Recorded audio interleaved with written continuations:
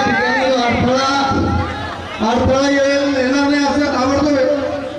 सर्व शिवसेना गौरव तालुक्याच्या वतीनं जिल्हा प्रमुख प्राध्यापक बळीभाऊ मापारे, तालुका प्रमुख तसेच केंद्रीय मंत्री पत्रकारांचे जाधव साहेब, सर्व भाजपा राष्ट्रवादी कार्यकर्ते पदाधिकारी यांना विनंती आहे मंचावरती सर्वांनी त्यांचं स्वागत करावं. ॲडव्होकेट शिवाजीराव सावंत यांना विनंती करतो.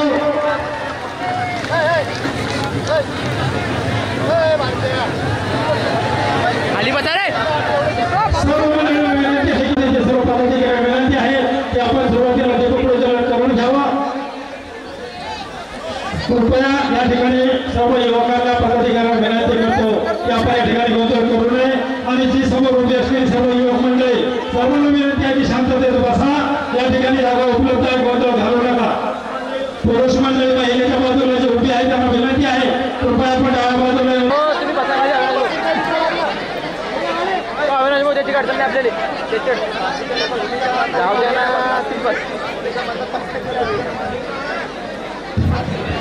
महिलाच्या बाजूला जी सर्व युवक मंडळी उभे कृपया त्यांना विनंती करतो की त्या ठिकाणी आपण उभे न राहता डाव्या बाजूला या जागा उपलब्ध करून द्या.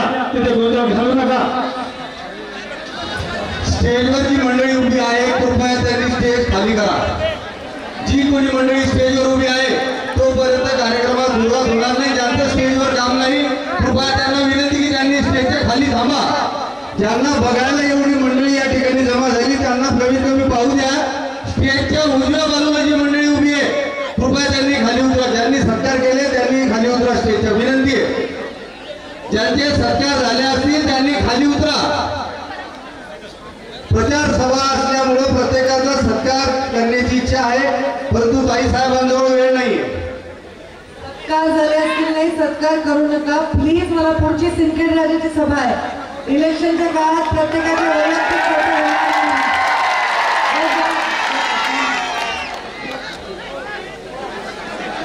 सत्कार नंतर करा. फोटो करायला कोणी वर पळू नका. एवढे लोक शांत बसले त्यांच्यासाठी सभा होऊ द्या. माझी विनंती आहे परत एकदा जे कोणी स्टेजवर आहे ज्यांचं काही काम नाही त्यांनी कृपया खाली उतरा. आम्हाला खाली उतरवून देण्याचं काम करू देऊ नका प्लीज. ज्यांचं काम नाही त्यांनी स्टेज खाली करा. महाराष्ट्राची कुलस्वामिनी आई तुळजा भवानी तिच्या कुशीतून हिंदवी स्वराज्याचं देखील स्वप्न निर्माण झालं. ती राजमाता जिजाऊ ज्या महापुरुषानं ते देखील स्वप्न सत्यामध्ये उतरवलं ते हिंदवी स्वराज्याचे संस्थापक राजा छत्रपती शिवाजी महाराज की. राजा छत्रपती शिवाजी महाराज की. आपल्या महाराष्ट्राचा आराध्य देव राष्ट्रसंत श्रीमंत श्री भगवान बाबा आणि बहुजन समाजाच्या प्रेरणेने ज्यांनी आपली ओळख गल्लीपासून दिल्लीपर्यंत निर्माण केली ते लोकनेते स्वर्गीय गोपीनाथरावजी मुंडे साहेब, भारतरत्न डॉक्टर बाबासाहेब आंबेडकर, महात्मा ज्योतिबा फुले, लोकशाही रामभाऊ साठे, शिक्षण महात्मा शाहू महाराज, शांतता स्वच्छता होण्यापर्यंत प्रत्येक माणूस संपूर्ण महाराष्ट्र त्यांच्याकडे बघत होता अशी विदर्भाची मंडळी समजले जाणारे श्री संत गजानन महाराजांचे निस्वार्थ सेवक शिवशंकरदादा पाटील या सर्वांना विनम्र अभिवादन. मंडळी या ठिकाणी दिनांक 20 नोव्हेंबर 2024 होऊन घातलेल्या निवडणूक प्रचारार्थ आज या ठिकाणी सभेचे आयोजन करण्यात आलेले आहे. प्रचार सभेच्या कार्यक्रमाचे अध्यक्ष माननीय श्री नामदार प्रतापरावजी जाधव साहेब, केंद्रीय आयुष्य स्वतंत्र प्रभार तथा आरोग्य कुटुंब कल्याण राज्यमंत्री भारत सरकार. कार्यक्रमाचे लक्ष प्रमुख अतिथी माननीय पंकजाताई मुंडे, माजी मंत्री, संघर्ष कन्या तथा बहुजन समाजाचं महाराष्ट्राचं खंबीर नेतृत्व आपल्या लेख विधानसभा मतदारसंघाचे लाडके उमेदवार, अधिकृत उमेदवार माननीय श्री डॉक्टर संजयजी रायमकर साहेब, शिवसेना जिल्हा प्रमुख प्राध्यापक बळीभाऊ मापारी, श्री माननीय प्रकाशरावजी मापारे, सचिव शिवाजी शिक्षण संस्था लोणार, श्री माननीय भगवानरावजी सुलताने पाटील, शिवसेना तालुका प्रमुख लोणार, श्री माननीय जयदत्त ठाकरे राष्ट्रवादी नेते मेहकर, श्री माननीय भगवानरावजी सारप तालुका अध्यक्ष लोणार, तसेच श्री माननीय गणरावजी मापारी शिवसेना तालुका प्रमुख लोणार, परशुरामजी चव्हाण विधानसभा निरीक्षक भाजपा मेहकर विधानसभा, योगेशजी सावंत,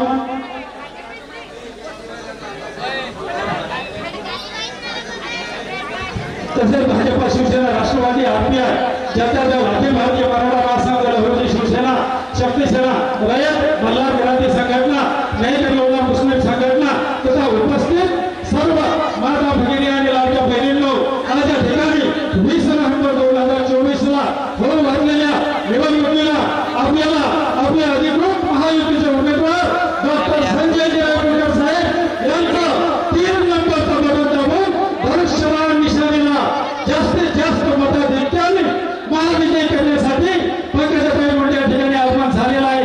यानंतर आपल्या नेतृत्वाच्या विधानसभा मतदारसंघाचे अधिकृत उमेदवार डॉक्टर संजय रायपूरकर साहेब आपल्यास मार्गदर्शन करतील अशी त्यांना विनंती करतो।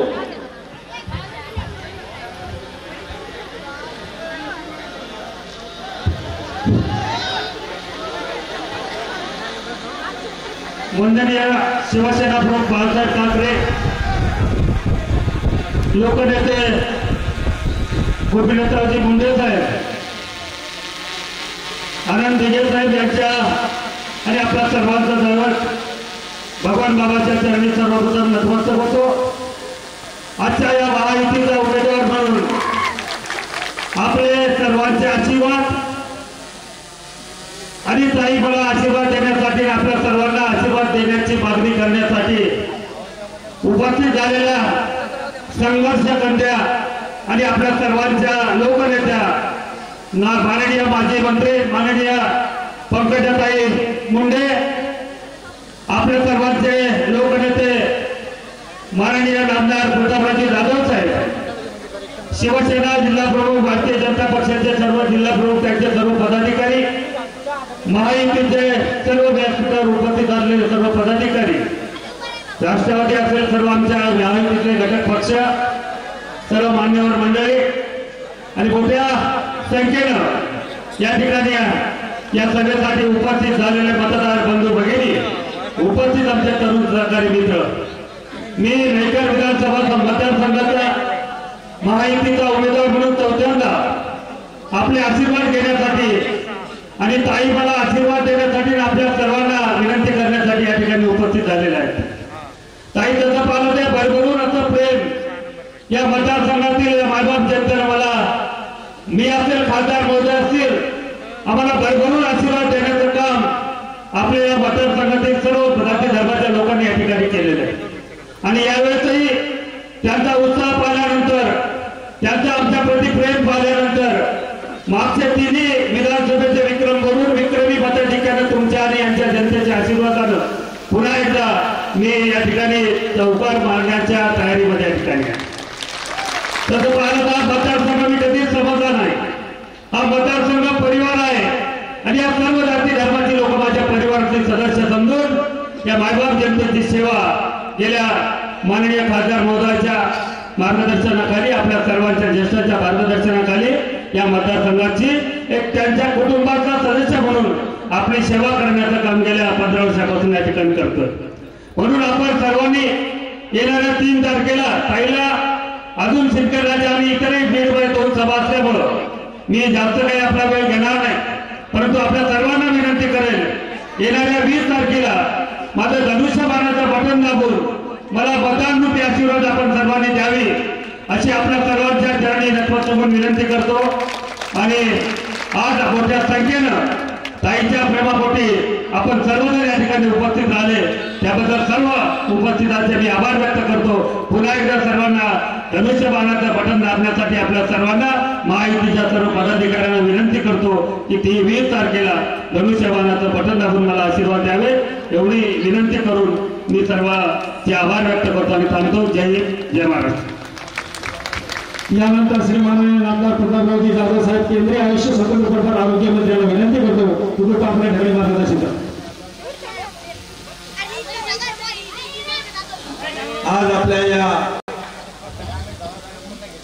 मेकर विधानसभा मतदारसंघातील लोणार परिसरामध्ये या महाराष्ट्राच्या लोकनेत्या, संघर्ष कन्या म्हणून ज्यांना संपूर्ण महाराष्ट्रच नाही तर देशामध्ये ओळखले जाते अशा आदरणीय पंकजाताई मुंडे व्यासपीठावर उपस्थित असलेले महायुतीचे उमेदवार डॉक्टर संजयजी रायमुरकर, व्यासपीठावर उपस्थित असलेले सर्व शिवसेना, भारतीय जनता पक्ष, राष्ट्रवादी, RPI, आठवले गट, people's Republican party, Rayat Kranti शेतकरी संघटना या आपल्या सर्व मित्र पक्षाचे पदाधिकारी आणि इथे हजारोच्या संख्येनं जमलेल्या माझ्या तमाम मतदार बांधवांनो, मातांनो आणि भगिनींनो, आमचे भाषण आपण नेहमी ऐकता, मी जास्त वेळ घेणार नाही, पण आज खास करून अनेक वर्षानंतर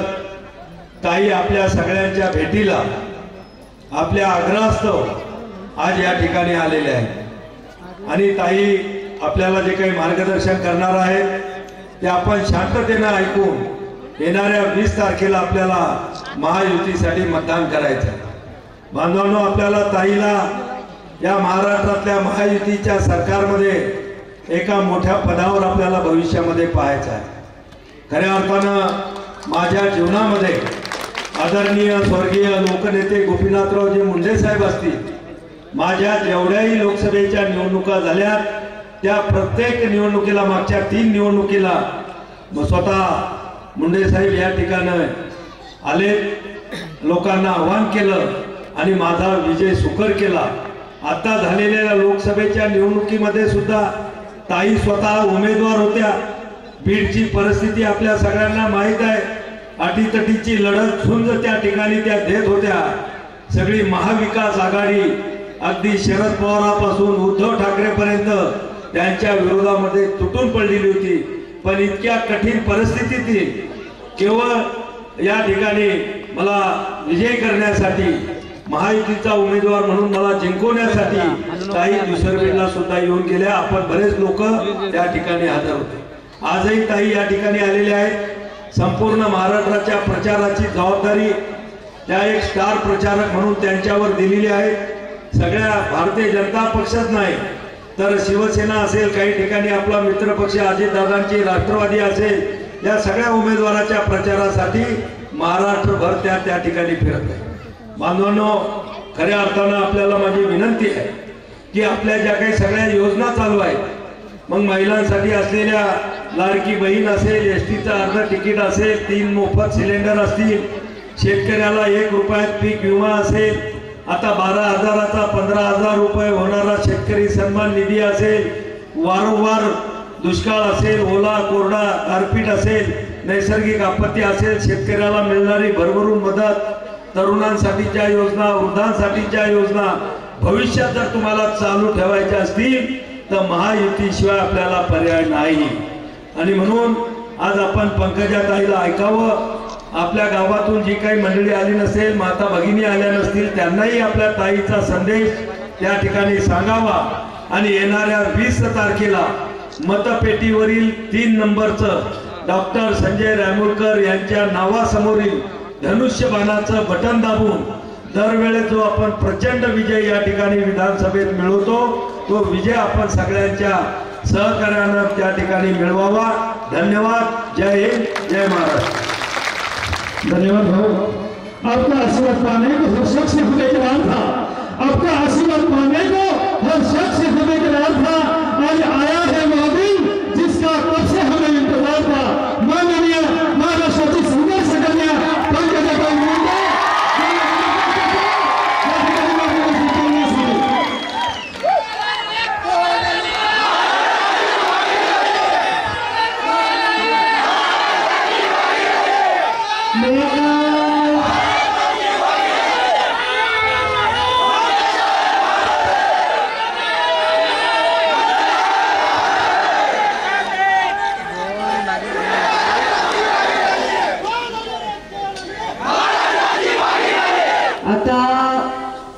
वाघिणीला पुढची सभा घ्यायची. मेहकर लोणार विधानसभा मतदारसंघाचे भारतीय जनता पार्टी, शिवसेना आणि राष्ट्रवादी या महायुतीचे उमेदवार डॉक्टर संजयजी रायमुलकर ते माझ्या समवेत उभे आहेत. आणि या महायुतीच्या उमेदवाराला नागपूरच्या अधिवेशनामध्ये माझ्या सोबत विधानसभेमध्ये तुम्ही पाठवा असं आवाहन करण्यासाठी मी तुम्हाला विनंती करणार आहे. यांच्या प्रचाराच्या मंचावर या खास मार्गदर्शन करण्यासाठी याचं पालकत्व घेऊन आलेले केंद्रीय मंत्री आदरणीय प्रतापरावजी जाधव, त्यांच्या प्रचाराला मुंडे साहेब जायचेच हा नियम होता.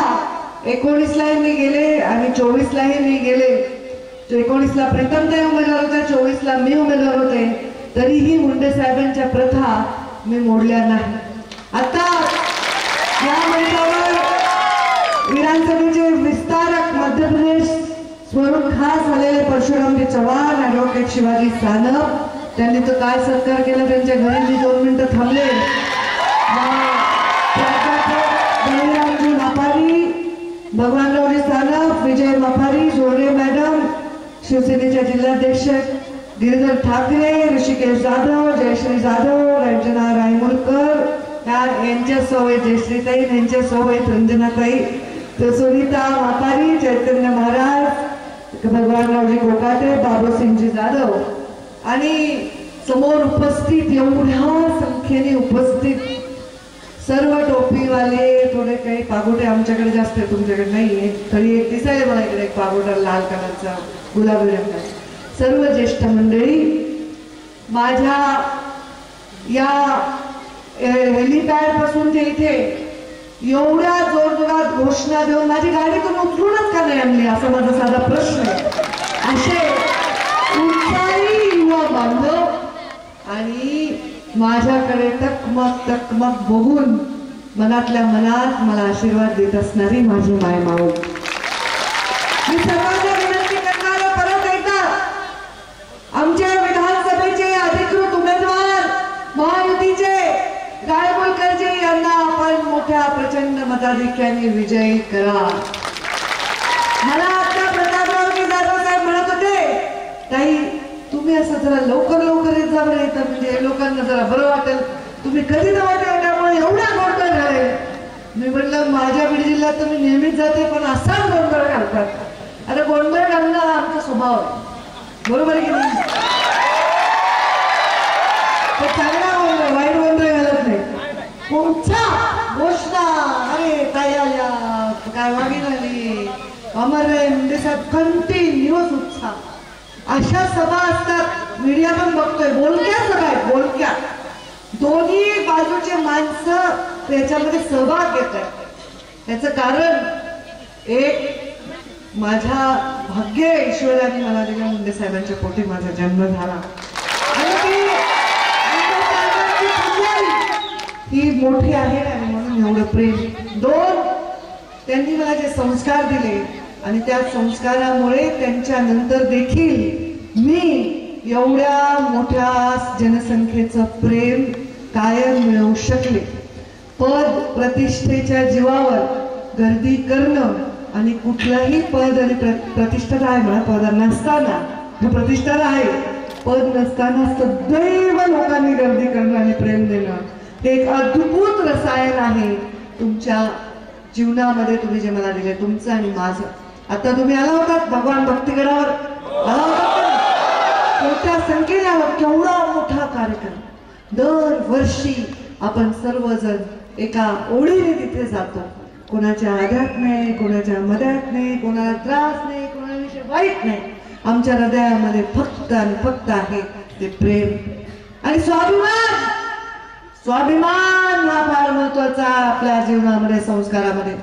इथे आपण आज पूजन केलं छत्रपती शिवरायांचं. त्या छत्रपती शिवरायांच्या महाराष्ट्रात झालेल्या माझ्या राष्ट्रसंत भगवान बाबांचं पूजन केलं. स्वर्गीय बाळासाहेब ठाकरेंचं पूजन केलं. या मुंडे साहेबांना आपण प्रेम करता, आपण मुंडे साहेबांच्या प्रतिमा घेऊन तिकडे सगळेजण वर हात उंचावतायत. मग या सगळ्यांमध्ये काय महत्वाची गोष्ट सांगा बरं. सगळ्यांना जोडणारा धागा कोणता? सगळ्यांमध्ये काय सारखं आहे? काय सारखं आहे? स्वाभिमान सारखं आहे. स्वाभिमानच होता छत्रपती शिवरायांना हिंदवी स्वराज्याची स्थापना करण्याच्या त्यांना मनामध्ये आलं आणि जिजाऊ मातेने त्यांना तसं आशीर्वाद दिले आणि स्वराज्याच्या स्थापना करायला पाठवलं. स्वाभिमानच होता की भगवान बाबांनी जीवनामध्ये आपल्यावर झालेले खोटे आरोप धुडकावून लावण्यासाठी स्वतःला वेदना देणारं कृत्य केलं, पण खोट सहन केलं नाही. स्वाभिमान आणि सत्य याच्या जीवावर राजकारण करता येतं का आजकालच्या काळात? मला काही लोक ऑफ रेकॉर्ड विचारतात, काय ताई एवढं खरं नसते, एवढं सरळ नसते. पण नाही, सरळ खरंच असते. आता ही गर्दी नाही तर कशाला आली असते एवढी? काय मी तुम्हाला दिलंय का? काही दिले का? मी नाही काही तुम्हाला दिलं का? आले तुम्ही इथे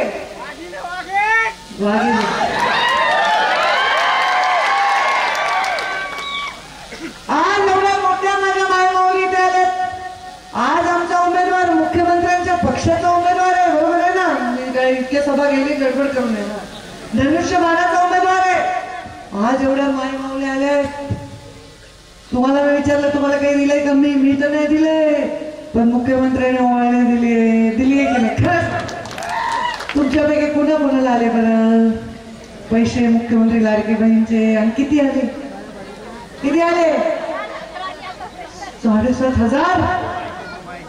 आता मग खोट आहे का हे? खरं आहे की नाही? मी प्रत्येक सभेत विचारते की तुमचा सख्खा भाऊ वर्षातून एकदा येणाऱ्या भाऊनीला किती ओवाळणी देतो? काहीच नाही. अरे विचार, तुम्हाला किती देतो? 1000, 101, 2, 1000. बघा, जर वर्षातून एकदा भाऊ भेटती तुम्ही किती देता? किती देता? 500 म्हणजे बघा ते आजोबा 500, कोणी 500, कोणी 5000. कोण आहे रे? त्याची बहिणीला विचारते थांब. 500 आणि 1000 वर्षातून एकदा भाऊ देतो. पण मुख्यमंत्र्यांच्या लाडक्या बहिणीला महिन्याला 1500 रुपये येतात. महिन्याला 1500. आणि तर आता राजीव दादांनी तर सांगितलं आम्ही 2100 करू. त्यामुळे माझी लाडकी बहीण कधीच आपला सोडणार नाही नियम. आता ज्यांनी दिलं ना त्याचं महिला कधीच ठेवत नसते, वापस करते.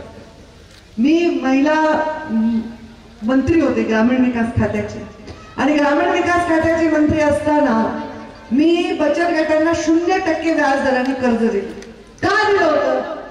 तेव्हा होता भीषण दुष्काळ. 2013, 14, 15 वाईट परिस्थिती होती. पाणी नव्हतं. आमच्या बीडमध्ये तर अक्षरशः पाखराला प्यायला थेंबर पाणी नव्हतं. खूप वाईट परिस्थिती होती. मग अशा परिस्थितीमध्ये मी मंत्री होते, मी आढावा घेत होते, जलयुक्त शिवारची कामं करत होते. मी तेव्हा विचार करत होते की हा कर्ज माफी मागत होते शेतकरी. तेव्हा मी महिला बचत गटांचा आढावा घेतला. तुम्हाला आश्चर्य वाटेल, 99.99 म्हणजे 100% महिलांनी कर्ज वापस केलं होतं एवढ्या वाईट परिस्थितीत देखील. म्हणून माझ्या लक्षात आलं की ही महिला कोणाचं ठेवत नाही घेतलेलं उधार. त्यामुळे जसं आपण ते नाही आपल्या घरी कधी पाहुणे आले आणि आपण चहा करायला दूध फाटलं सारखं होतं. हे काही साधी गोष्ट आहे, कुणाच्याही घरात सहज घडणारी घटना. अरे बापरे, दूध फाटला तर मी काय करू? शेजारी मैत्रिणीकडे जाते, मला फुलपात्रात थोडं दूध दे का, माझ्याकडे पाहुणे आले, माझं दूध फाट. पहिल्यांदा दूध वाढल्यावर फुलपात्र भर, एक थेंब कमी नाही जास्त नाही. वापस करतात की नाही? खर्च शपथ सांग ठेवतात का? नळदे राहिला आपल्याकडे, पुरुषांचंच नाही, राहू दे म्हणजे दोस्ती बे राहिले पण ते वापस करतात. घरी आपल्या कोणी पाहुणे आले, बाहेरचे आपले कोणी आले तर बाहेरचे आल्यावर आपल्या घरी गोडधोड नाही दिलं तर आपली इज्जत कमी होते. जाऊ दे, आपण शिरा करावा.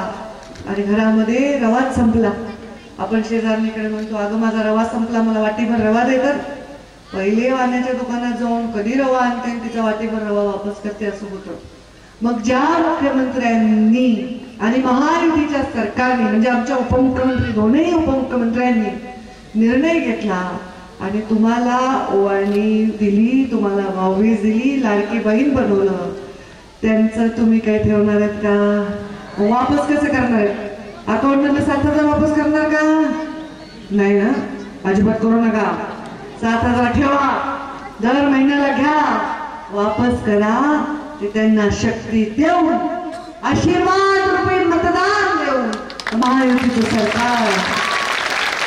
आता तुम्ही म्हणता इकडंच बोलायलाच नाही, बाहेरच आमचं काय? आम्ही एवढ्या घोषणा दिल्या, आम्ही हेलिपॅड पासून चालत याचं मस्त बसल्यात सावली, पण तुम्हाला पण दिलंय. तुमच्यापैकी शेतकरी कोण कोण आहेत? हात वर करा बरं. आता सगळे शेतकरी, आता मला सांगा कृषी सन्मान योजना कोणाकोणाला मिळते? हात वर करा बरं. सगळे शेतकरी सगळ्यांनाच मिळते. किती मिळते? किती मिळते किसान सन्मान? 2000 महिन्याला नाही, किती मला माहिती, मी त्याचा अभ्यास घ्यायला.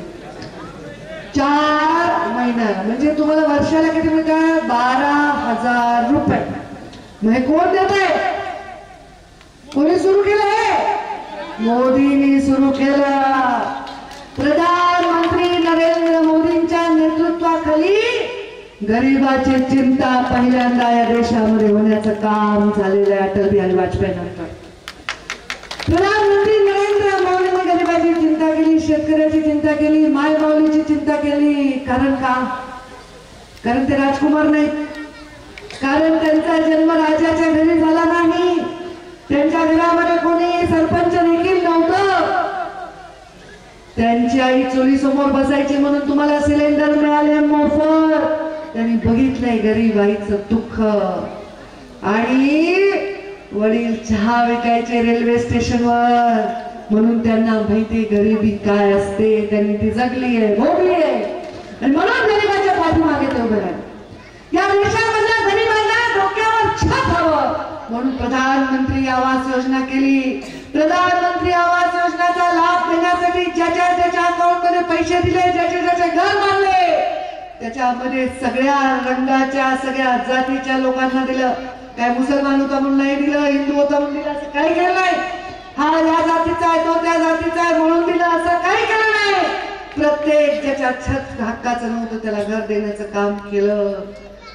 12 लाख कोटी रुपये खर्च केले घर बांधण्यासाठी. प्रत्येकाच्या घरात मध्ये प्रत्येकाच्या डोक्यावर छत देण्याचं काम केलं. किसान सन्मान योजना करताना विचारलं नाही तो कुठल्या जातीचा, कुठल्या धर्माचा. मोदीजींनी सगळ्यांसाठी काम केलेलं आहे. पण या लोकसभेत काय डोकं फिरवलं लोकांनी रे बाबा? फेक नरेटिव्ह केला, म्हणजे चुकीचा फूल तापाचा प्रचार केला. हे मोदीजी आले तर संविधान बदलणार, मोदीजी आले तर संविधान बदलणार.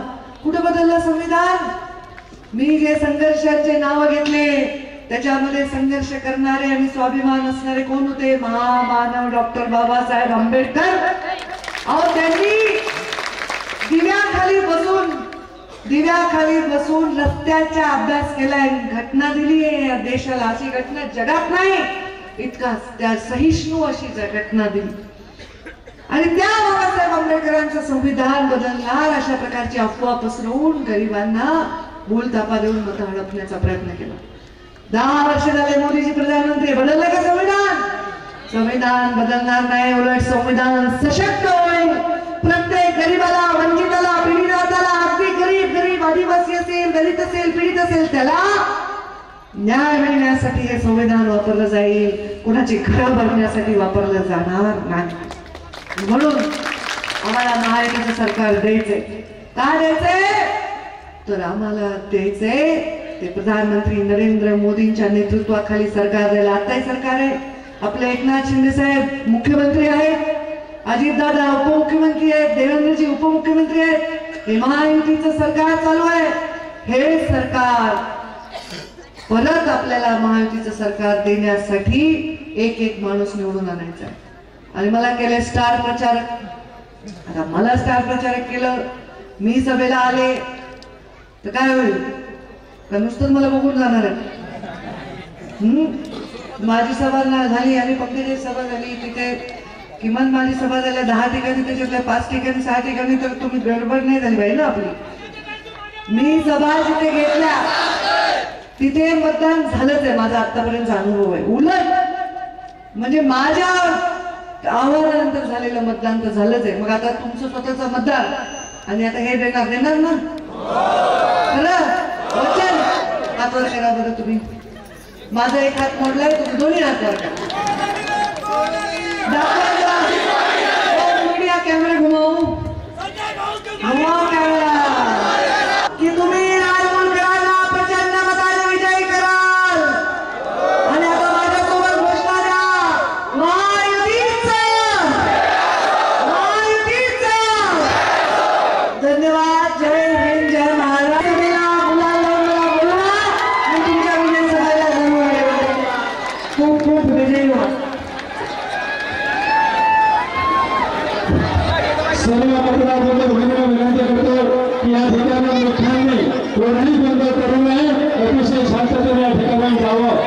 समाजाच्या माता भगिनींना विनंती आहे कृपया आपण 5 मिनिट या ठिकाणी थांबा.